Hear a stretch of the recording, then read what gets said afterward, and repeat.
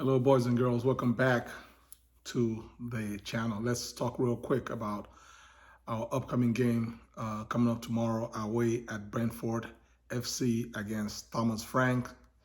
Thomas Frank's boys, Brentford. Thomas Frank is the manager at Brentford, and he's done a wonderful job with such, with all due respect to Brentford fans. Brentford is a relatively small club. To be playing in the, Premier League, they earned, promotion last season. Did well last season, and this season they're currently placed at ninth place. So they're in good shape. You all already know who Brentford's hitman is. That's Ivan, Tony. He's the a striker, England striker. Ivan Tony. He's currently third on the Golden Boot, table. Behind, he has 8 goals. He has 8 goals from 10 games, guys. I don't care who you play for in England. That's an amazing, record. So he has 8 goals from 10 games. Kane has 9 from 10, and he's in second place. Then, of course, Erling, Haaland, who is just, kind of playing in beast mode. He has 15 goals from 10 games, which is just crazy. So, but anyway, as far as we are, concerned, our assignment is how does Chelsea keep Ivan, Tony under wraps. Last season, Chelsea played against them away. This fixture last season, we barely won this game. 1-0. If memory serves me right, I think Chilwell may have scored the only goal. I think it may have been like a shot from outside the box, and we hung on to win 1-0 away. But of course, they came to the bridge and they destroyed us 4-1. I don't need to, go back and talk about what happened in that game. Basically, we got destroyed, and it wasn't that it was a lucky win or anything. Brentford is a club. The way that they are managed and that they play, and they're coached by Thomas Frank. They play football the right way, and they play it physically. They mark hard. They make life difficult, just in general. So I mean, this is a club that actually matches up well against Chelsea. So we're gonna have our hands full tomorrow. And the thing is this, guys. Tomorrow's game is our game in hand. If we're able to win that game, then that puts us within 1 point of City and Spurs, and then within I believe within 5 points of Arsenal. So guys, given all the turmoil and managerial change and this and that, to find ourselves within 1 point of City, possibly after tomorrow's game, will be like an amazing place to be, and of course, currently on top of our Champions League game. So, Champions League group. So, I mean, this is a massive, massive must-win game for Chelsea. Keys to win. Okay, as I mentioned on the top goal scoring chart, that has Ivan Tony as the third highest scorer in the league. If you look at that same chart, the top 16, actually, I looked at the chart and it actually stopped at the top 16. And guess who guess which club didn't have one single player in the top 16 in the league in terms of goal scorers? Chelsea.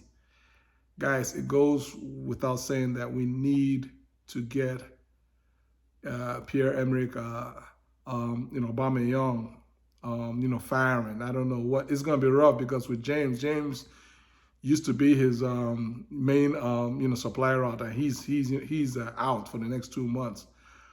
So we're gonna have to find a way. I mean, the last game that we played away and won at Villa 2-0, it kind of gave me a little of vibes of Tuchel ball when Chelsea had injuries to James and Chilwell, when there was literally no service, no supply to the striker. The striker was basically starved, and so I'm hoping that doesn't happen with James out, because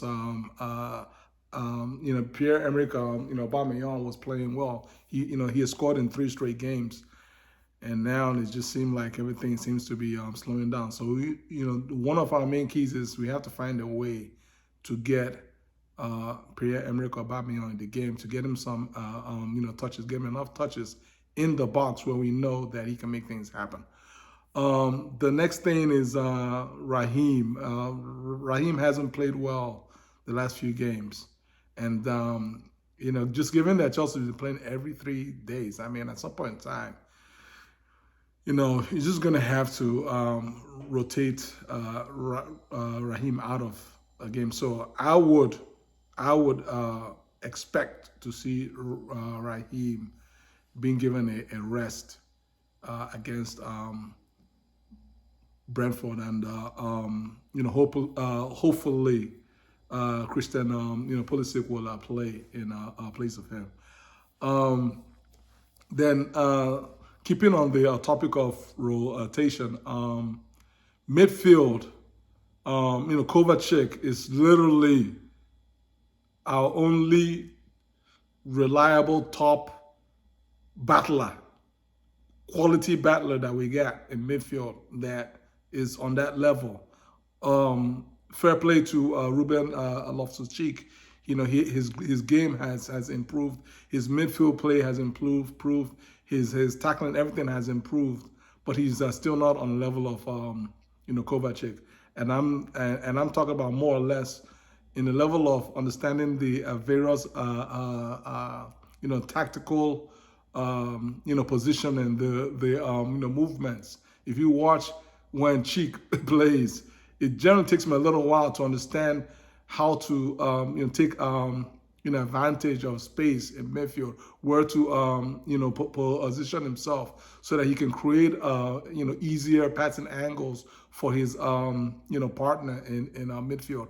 Every once in a while, he tends to kind of crowd out space a bit, and that's not like a hard knock. It's just pretty much a guy who grew up playing as an attacking a midfielder, and now being asked to primarily play deep in midfield. So it takes a little while to get the nuances under his belt, and he has played much better this season.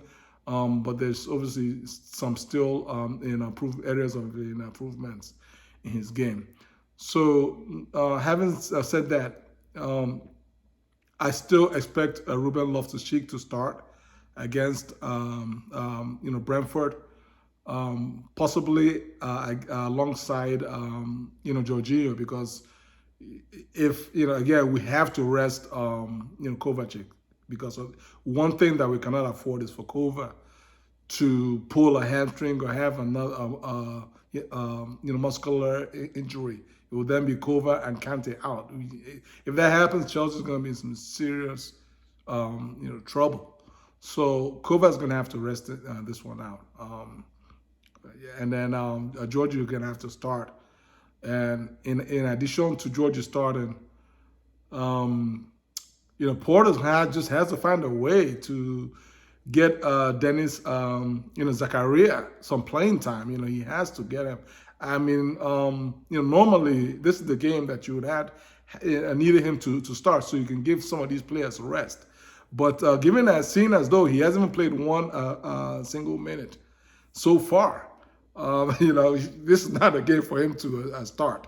But I mean, I would expect to see him on the bench, and I'm hoping that he actually comes off the bench to help us to win this game, because Chelsea going to need to rotate. I mean, we have about 9 games between now and the start of the World Cup next month.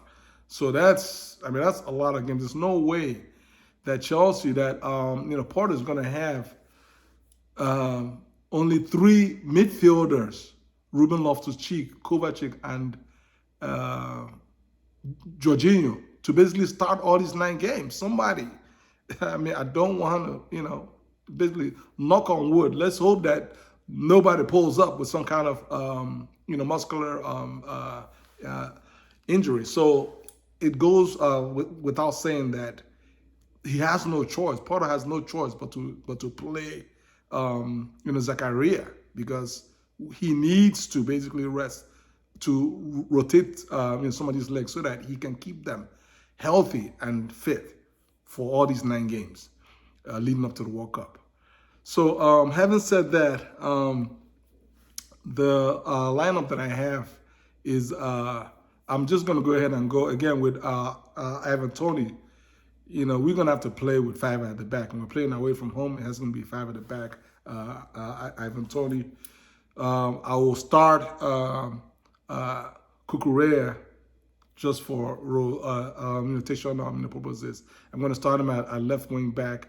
I'm going to have Koulibaly, Thiago Silva, Trevor Chalobah, and Aspi Kualta to round up the back 5. Of course, in goal is Kepa. Midfield would be Jorginho and Ruben Loftus-Cheek. On the left side of the attack would be Christian Pulisic. On the right side of the attack would be Mason Mount, and our lone striker would be Pierre-Emerick Aubameyang. Guys, I hope that this helps us to get the much needed 3 points.